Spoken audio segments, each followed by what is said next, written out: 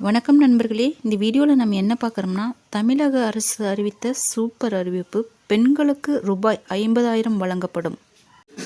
தமிழக சட்டப்பேரவை கூட்டத்தொடர் நேற்று முன்தினம் தொடங்கி நடைபெற்று வருகிறது. முதல் நாள் அன்று மறைந்த முன்னாள் சட்டமன்ற உறுப்பினர்களுக்கு இரங்கல் தெரிவிக்கப்பட்டது. இதனைத் தொடர்ந்து நேற்று கேள்வி நேரத்துடன் சட்டப்பேரவை தொடங்கியது. பின்னர் மானிய கோரிக்கைகள் மீதான விவாதத்தில் சில முக்கிய அறிவிப்புகளை அமைச்சர் கீதா ஜீவன் வெளியிட்டுள்ளார்.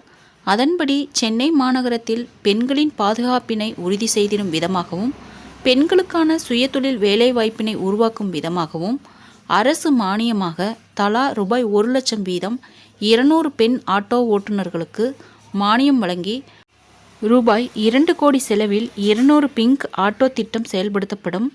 சமூக நலத்துறையின் மூலம் பெண்கள் மற்றும் பெண் குழந்தைகளுக்காக செயல்படுத்தப்படும் நலத்திட்டங்களில் பயன்பெறுவதற்காக வரையறுக்கப்பட்டுள்ள தகுதிகளில் ஒன்றான குடும்ப ஆண்டு வருமான உச்சவரம்பு ரூபாய் 72,000 இருந்து ரூபாய் 1,20,000 உயர்த்தப்படும். கைம்பெண்கள், கணவனால் கைவிடப்பட்ட பெண்கள், நலிவுற்ற பெண்கள், ஆதரவற்ற பெண்கள் மற்றும் பேரிளம் பெண்களில் வறுமை கோட்டிற்கு கீழ் உள்ள 200 பயனாளிகளுக்கு தலா ரூபாய் 50,000 வீதம் ரூபாய் 1 கோடி மானியம் வழங்கப்படும்.